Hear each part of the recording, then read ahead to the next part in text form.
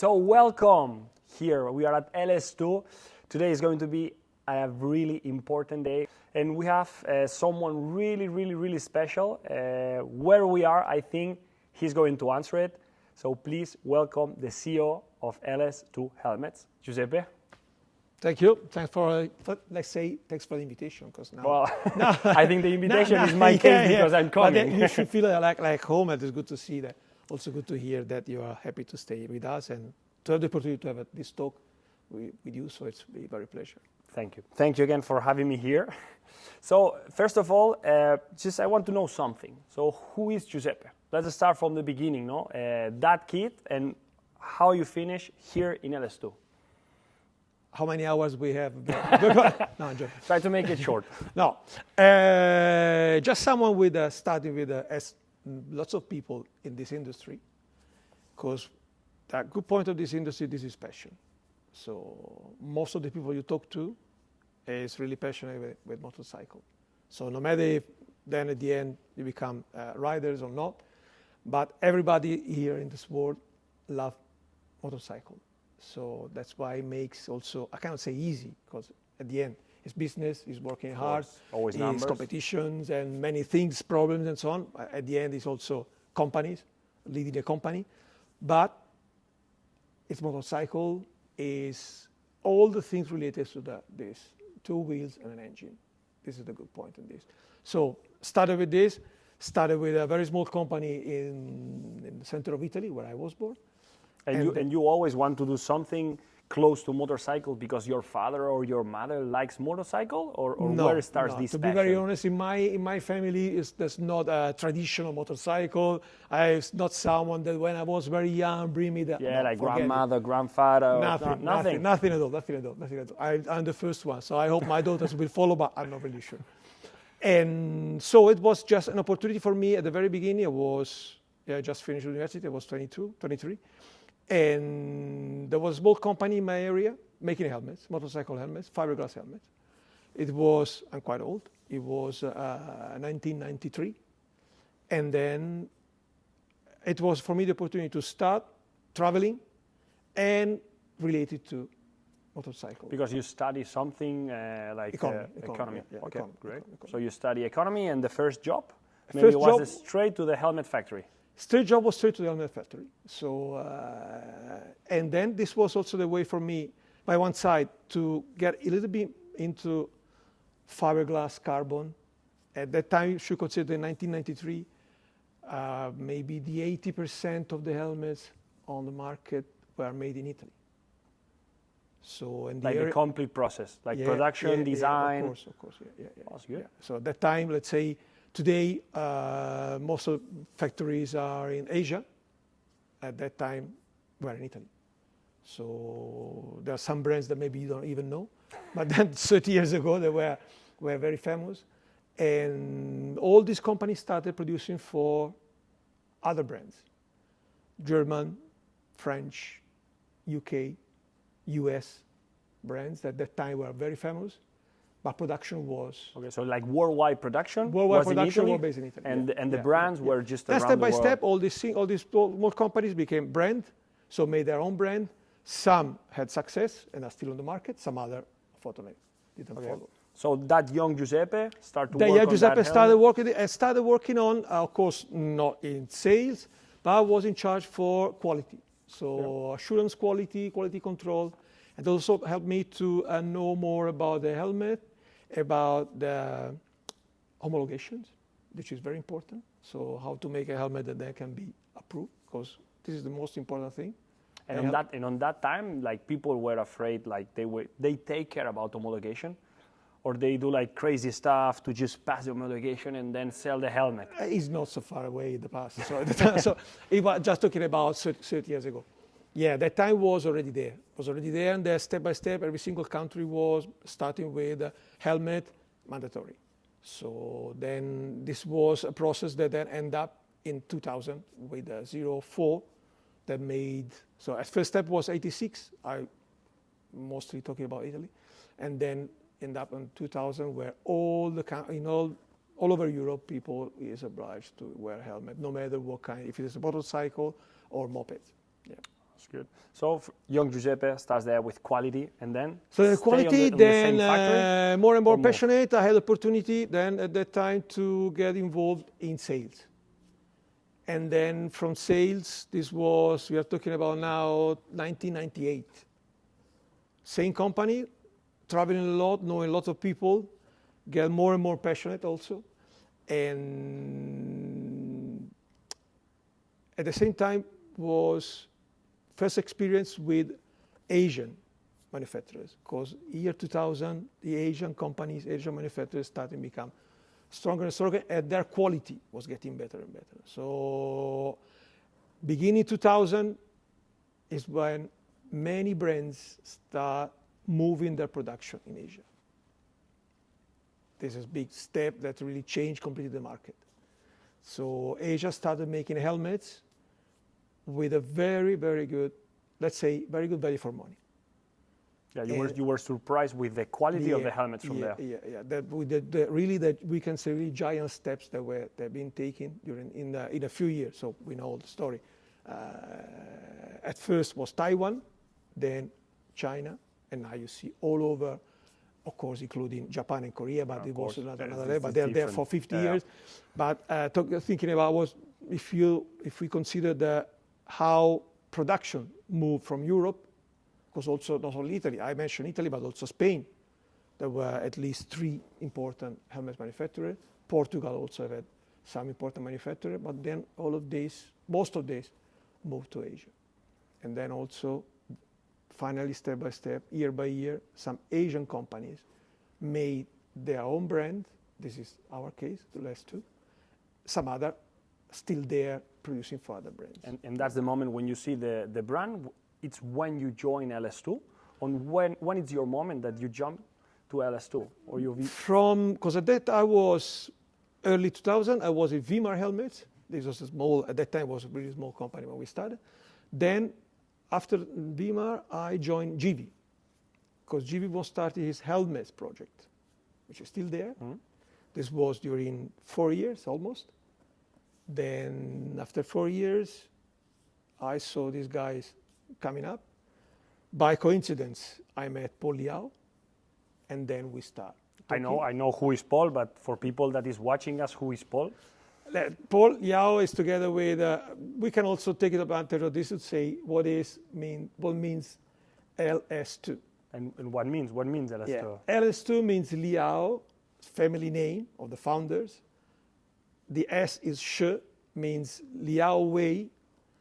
2 is the 2 brothers, Paul and Arthur Liao. Because if you can tell, because I know the history, but if you can tell the history of LS2 a little bit short, I think we cannot talk about LS2 without talking about MHR. And this year is the 35th year of MHR. MHR is the factory that started in 1990 producing helmets for many European, let's say Western, in a way, brands. And then they go ahead till 2007. People, I think it's not, I know it because I'm from here and I spent a lot of time here and years, but I think people needs to know how many people is working behind LS2. And let's talk about MH here. So how many people is working there?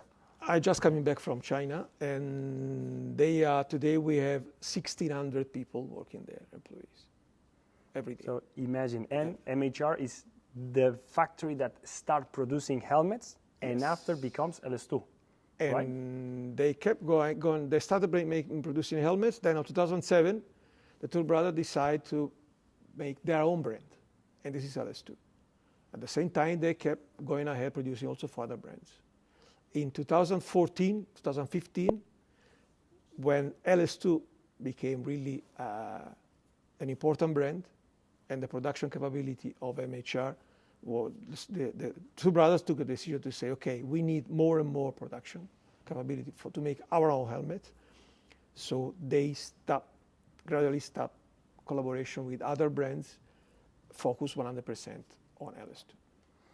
That's great. Today, we can say that focus is still 100% on LS2. We started a project, very interesting project for us, 3 years ago with KTM. So today we have KTM important part of KTM range is made by MHR.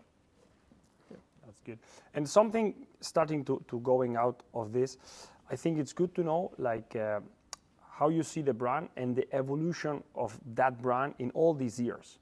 Because I've been here for, I think it's the 6th year or 5th year, and I see a lot of evolution. And I like to just show to people like the process when you see like a mistake on a helmet or something that you can do better, impress me a lot, like everything, how is it going? So imagine you produce one helmet and you see maybe a small detail or something that you don't like. What is the process to just change it and all the evolution of every helmet, no, that you can see, just to know a little bit all about this process. You're asking how helmet was born? Exactly. Okay, that's a good question. At first, I always say that there's one point about the helmet that nobody can change, which is the shape. Because a helmet is safety. Safety goes, you are putting something around the head, and then you have to, with that helmet is the thing that can save the life of the guy. Exactly. So, shape first means homologation. So, because otherwise, that's why in the last 60, 70, or 80 years, the helmet has the same shape. Okay, a little bit like this, like that, more design. Yeah, more design, aesthetic. The head, this is a head. This is the first point you have to keep in mind. So a helmet must be approved. So first of all, you're always thinking on the design, always thinking about protection, security, and after maybe static, just to do something different or follow the design. Because of course that's been an evolution. If you take a helmet that was made in the 70s, it's not the same as the helmet we have today. Yeah, like more not only more materials round. and so on, but more or less. So that's why we try to go change something and follow the trend that you have, every single aspect. So you can see bicycle, for example, is something that recently is driving a lot our market. So they've been kind of avant-garde under this point of view. But then what we work on is at first material. So that's why we are more and more carbon oriented. Something that always the user asks for is the helmet must be light, comfortable and light. What is the balance of security and light? This is something I think it's important to know, because a lot of people, the first thing is, this helmet is super light. Yeah, but I think there is two things important: balance, and at last, you need to save your head, security. So sometimes light maybe is not that security. So I think, where is that balance of light and security? We have to say that a helmet, if you find a helmet on the market, we consider that the helmet is approved. So every single helmet that today you can find in a shop, I want to think that is approved. So, and do you think the same in all the countries of the world? Well, it's true that not all the countries have the same approval test, have the same homologation rules. So let's say that 58 countries today applying 2206, which has been a very important step ahead in this. But it doesn't mean that 2205 was not a safe helmet. So, but it's always important to see. It's the same that you have on the engines, on the motorcycle or cars and whatever. So other countries, other areas, they have different approval, different homologation rules to follow. US, Asia, Australia, they have different one. We see that more and more countries are applying 2206. So it means that today, let's say that Europe, even if it's EU EC, so come from the United Nations, but it's called EAC because it's applied 100% in all over Europe. So Europe today is leading a little bit this kind of procedure. It's the one that So another point is that because to make a 2206 helmet, it has a cost. This kind of cost, then you have to put this cost on the retail price. No, of course. Unfortunately, not all the countries all over the world can buy a helmet at 100 euro. Unfortunately, we have to say that in some countries, the the annual income is maybe, the monthly income is maybe $150. Yeah. So how can I buy? Yeah, exactly. Yeah, so it's all but my we month see that, income. but at least it's important that all the countries are taking steps ahead. So getting better. So let's say that today, the helmets on the market are, this is what we can say, talking about all over the world, are more safe than, or at least more and more people is using helmets, is wearing a helmet. Before This was is not like also that. important thing like India, Pakistan, Brazil, places that normally you see Consider that people all the without helmets. Southeastern Asia countries, how many motorcycle, mostly scooters they sell, and all these people is wearing a helmet. Is it the safest helmet in the world? Maybe not, but they're wearing a helmet. 10 years ago, they were not. We're moving a step So forward. this is important. This is very important. That's why, again, safety is important. And another question, how is like a week or let's say a month on your job? Because I know you're traveling a lot to China. I know, and thank you, you are here because you land today from China. So I want to know a little bit more about 1 month of your life. What is a month in Giuseppe's life? You just mentioned China. So I used to go there 4 to 5 times a year. For us, is one of, I would say also is one of the key points, one of the reasons why LS2 have had this important development in the last 16 years, is that there's direct connection between manufacturer and the market. The reason why we are distributed today in 125 countries all over the world A lot. means that, and in most of these we are market leader, it's just because we follow 100%. In how many countries are you leading on helmets?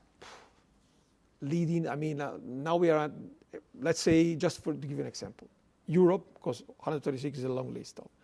Europe, we are number 1 in Spain, number 1 in Italy, top 3 in France, top 5 in Germany, top 5 in UK. I would say number 1 in, talking about the biggest country, Poland, Turkey, Czech Republic, for sure I'm forgetting someone, Greece, and so on. Something crazy that someone told me, it's like in Barcelona, for example, every 7 helmets of every 10 helmets that you can see are LS2. Yeah. And after start to riding LS2, I always, stop on the traffic light, watch LS2. And it's like, this is awesome. It's always nice for me to drive in Barcelona, because every time I stop at traffic light, it's just like I feel like home. So in terms of numbers, how many helmets can sell LS2 in 1 year? Let's say. Just to give you an idea, MHR produced, let's say, for LS2, we produce more than this year 3.3 millions. And it's really important, all of these helmets are, at most of these are 06. So it means we are producing proper helmet. Quality half helmet helmets. or these kind of things, yeah. That's great. Yeah. And in terms of market, like this percentage in Europe can be 70%, 60%? No. Less. Thanks God, I always say, we have lots of competitors and they also sell helmets and make helmets and make our life sometimes more tough, sometimes easier. But it's hard to say. Also because in reality is that helmet is not like motorcycle. There's not an official number, official statistics of how many helmets. Yeah, because you don't have like a number plate or something for controlling. Yeah. So that's why. But consider that in Europe, I think it's around 37 to 37.5 millions registered motorcycles. So means lots of helmets. And where do you think the industry of motorcycle is going? Like people is going more with motorcycle? People is using more the scooter on the city? No, maybe they want like to go walking or maybe more bicycle. Do you think like that point on motorcycle industry is growing and where is going? Like people is going more trail, more sport, more... Today is more trail and scooters. You see that our bikes, so sport bike, are decreasing. There was a high expectation from the electric motorcycle, but till today, didn't happen. Maybe one day will happen, but until now, it's still not there. But motorcycle, every year we sell more and more motorcycles. And there was a little bit of, let's say, there's a kind of before and after COVID. After COVID, bicycle at a crazy increase, but then stop. But motorcycle, keep going on. So I think that more and more people, what is changing is the average age of people driving a motorcycle. Is getting like is going up or Going down? up. It has changed a lot. So I used to say why, that why do you think is that? but it's true that, so if I can, let's say when I was 15, when I was 14, our dream was the first Vespa, the first they have the small bike, or small 50 bike, cc. 50cc. Everyone can know something about engines, how to make it faster, legal, not illegal, something in the middle line. But it was the 80s, so it was a little bit different story.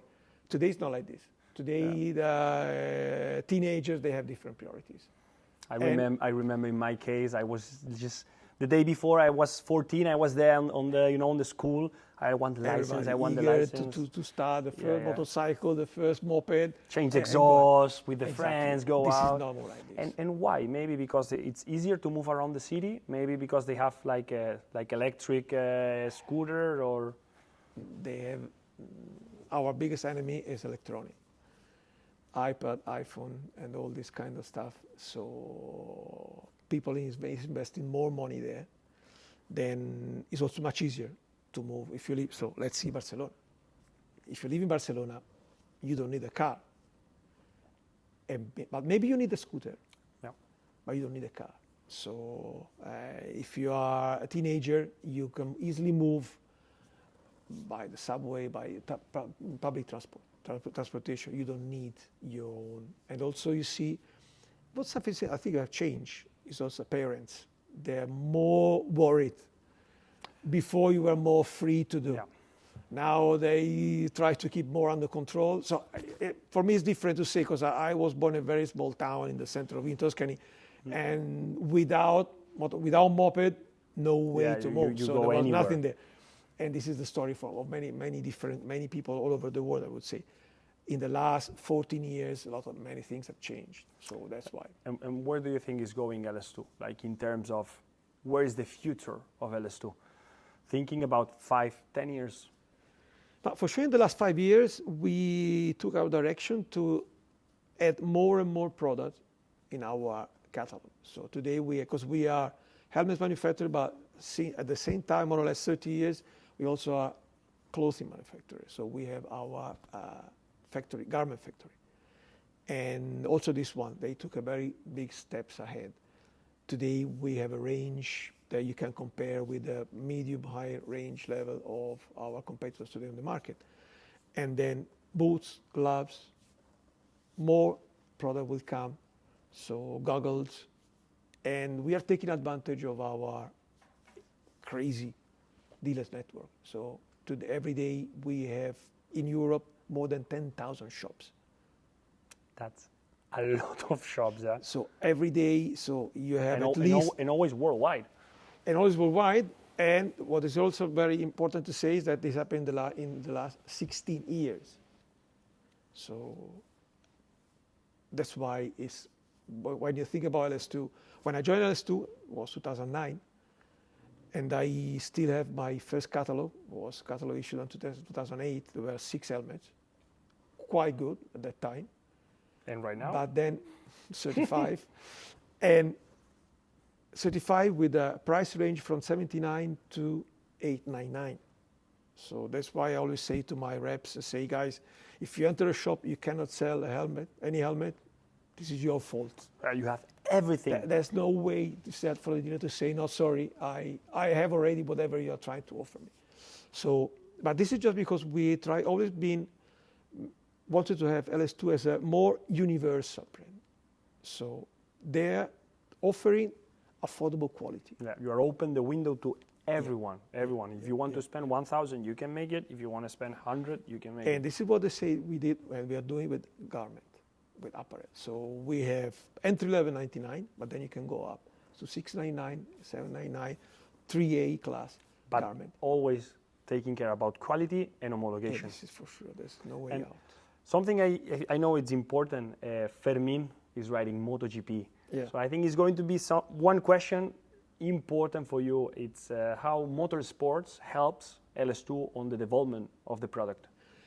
Motorsports, if you think about the LS2 history, we had this was 2012, 2013, we took our, let's say, first steps into MotoGP. We were with, I still remember, it was Yoni Hernandez and Loris Baz. They were both in the Pramac. At that time, was still Ducati, of course. And then but the results in terms of brand knowledge, and this is the main point, by one side. Then we changed completely our policy, our philosophy. We say, we are a helmet brand that is taking its steps, step by step. So year by year, getting better, improving. And improving means starting at first on our helmets. So let's say, okay, let's do the same. And year by year, we had more and more riders following young guys coming up. Same as it happened with Fermin. Fermin is a good example, but also we have in Moto2 and Moto3. And growing together with them. So for us, it's been very important so that, because at the first time we had the feedback from the riders. So from the guys that use our helmet, that the most important stress test. Not only, of course, the same we have in 2015, consider that we had in Dakar more than 100 riders. 100. I still remember was EICMA 2015, there was a wall with all the flags. Flags and helmet. That flag was, every single country was represented. Was someone coming from every single country represented Dakar wearing our helmet. We always have been very close. So we like competition, we love competition. That's why also the last 3 years, I would say that also in terms of investment, we took very important steps there. But it's good for us, not only under the marketing point of view, which is very important, of course, but getting very close to these guys, that for me are all really crazy. So when you see them, I always say, oh, that's crazy, I will never do this, but it's good to have them there. But as I was saying, it's the most important stress test.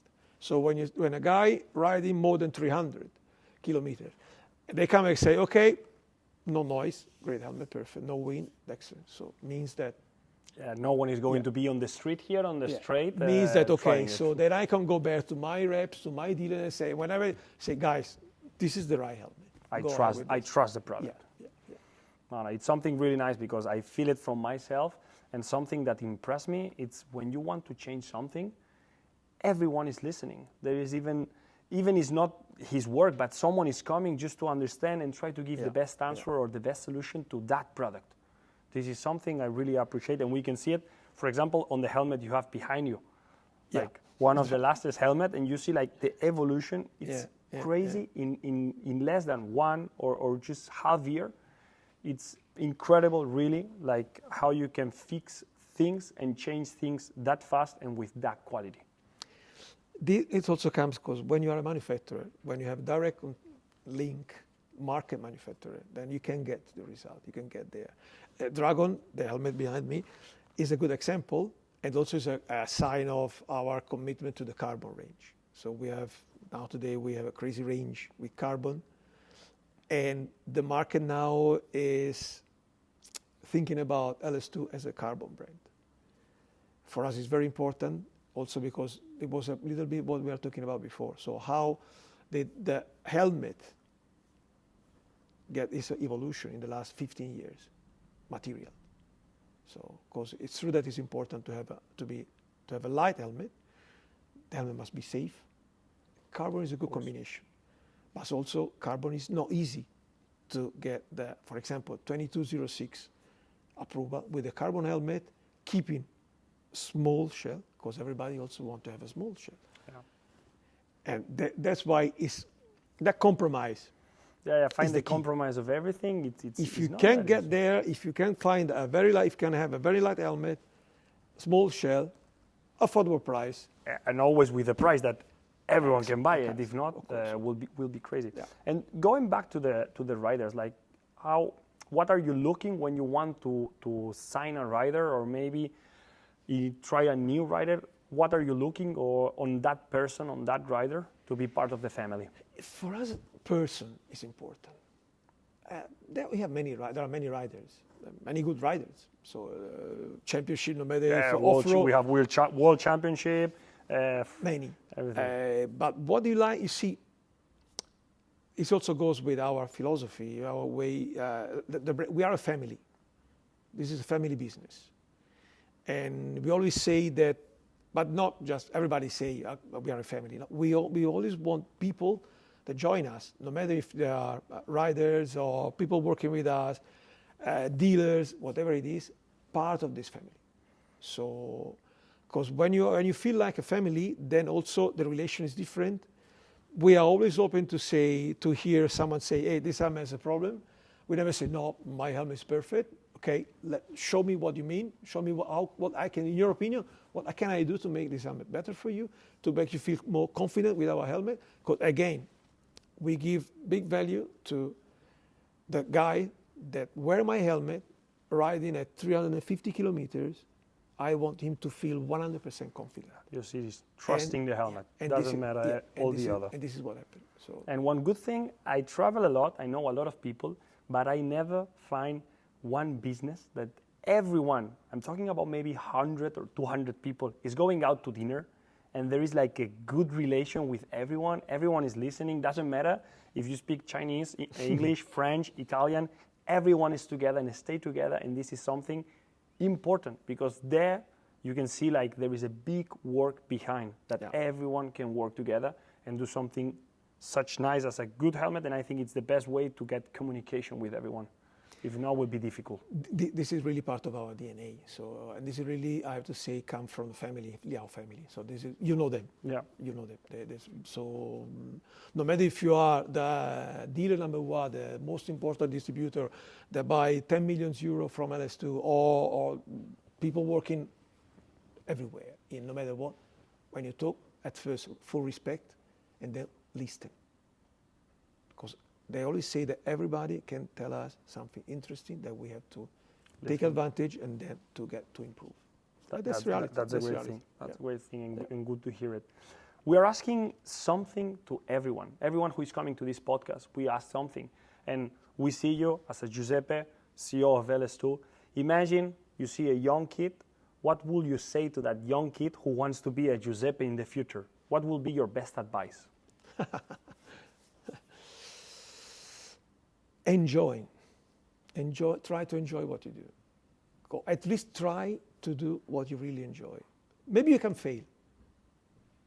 Yeah, that one you never know. But if you fail, at least you're failing, enjoying what you do.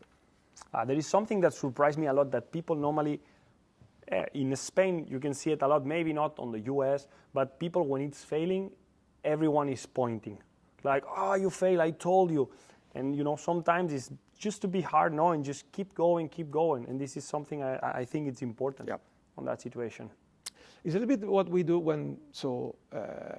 going back to production, because we are production. Every single manufacturer can make a mistake.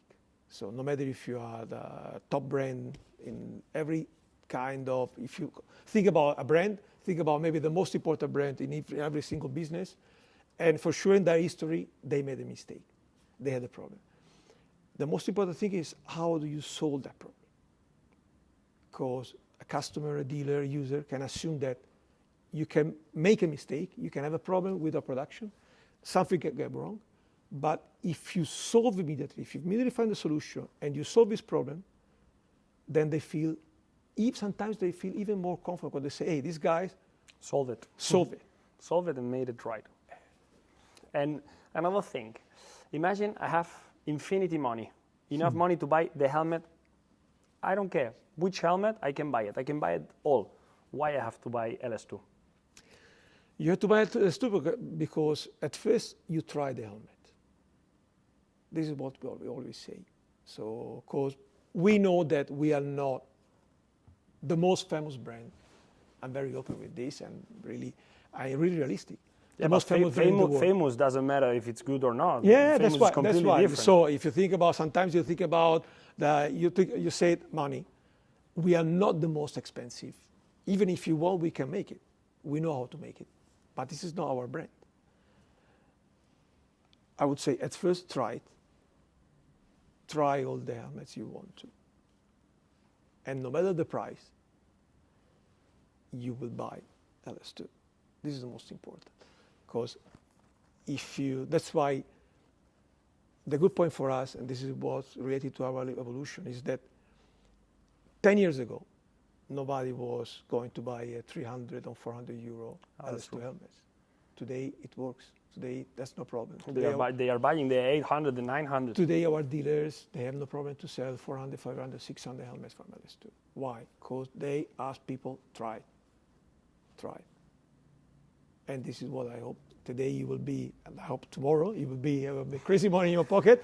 Can you say, I can buy whatever I want, including the most expensive helmet, but please, at first, try my helmet. Yeah, I think people can get the opinion, on the back, or as we normally do, we think one thing and we don't know the history. We don't know how many people is on the back. We don't know how many people is working to create something. And I know it because I'm here and I see it every day, and it's crazy the work that you do. And one last question, and it's something, funny, the difference between Asians and Europeans, like the way they work. It's an important question. The way they work, what I see is that in the Asians, is how they love to learn things. And now, but this is something that everyone will tell you. And how fast then they learn and apply their commitment. This is something that really, in my opinion, makes a difference. But which doesn't mean that European. No, I'm European. We are European. So I'm not saying that the European we are not like this. But it reminds me a little bit what Europe was right after the Second World War. So at that time, Europe was starting from zero, because I would say that 90% of the countries were destroyed. If I think about what happened in Italy, Germany, France.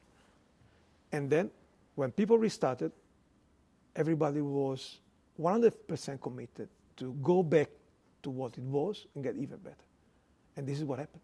Yeah, they need to win the bread, as we say. And that's it. then this, after 40 years, 30 years, started also in Asia. Talking about Asia, I can talk about China more than other countries, because it's a country I know more. And really, it is unbelievable. It is unbelievable. Their commitment, their attitude is something crazy. Yeah. That's good. So I think we have a good podcast in this situation. I would like just a last question. You need to tell me something funny that you never told before from LS2. Something that you keep there on the back, saying, I'm not going to say that. If I kept it on the back, there must be a reason. So that's better I can stay on the back. So let's keep it like this. We can keep following the podcast. No, it's something that is related to, only related to our, let's say, as you can see, this question, this podcast is not with a prepared question. So I'm now thinking about. Feel free, and you need to take a good one. The one that you are thinking, I'm not going to say it, say it. It is related to, you mentioned family, and we really are a family. So last month we've been all invited to the wedding party of one of the daughter of Arthur Liao. And the way they want to share with you all these moments. So imagine they invite like a lot of people from the factory to the wedding. They invited, just to give you an idea, the last previous wedding, we were more than 1,200 people there. They invited, I would say, I think we are going back to 8 years ago. They invited all the employees. They invited all the distributors. Wow. There means that we are around 80 countries. They invited lots of, I would say, most of our reps and network. You can see the passion there and the way loyalty. And they were no, of course, they were not obliged to do this. It is a family, but they did it. So, and when you go there, sometimes our dealers, our reps, they feel like this is too much.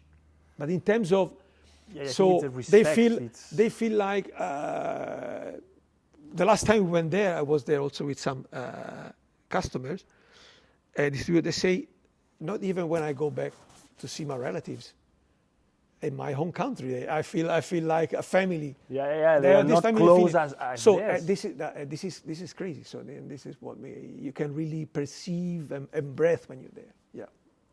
That's great. Thank you so much for explaining this. I was not even waiting that, so thank you. So we spent a good time. Yeah, of course. Podcast is going good. I think we close almost the time. So we can go ahead if you want to see. I really enjoy it. As I said, so there is also what you will say, what I will say. And also what I say to my daughter. So try, but important, enjoy what you do. So we always have time to fail and restart, but have to enjoy doing things. Even sometimes seems to be the most complicated way. Even sometimes we see that the shortcut to get to something more comfort zone sometimes is a little bit... sometimes you need to take that risk or maybe try just to make it better. Especially when you're young. So when you're young, you can do whatever you want. You're the king of the world. If not, it's too late after. Yeah. That's a good thing. So thank you for your time, Giuseppe. And I hope you like the podcast. And anything, we say it to the guys, please leave it on the comments if you want someone else, if you need any question, any idea, please leave it on the comments. And until the next one. Okay. Thank you. Thank you very much.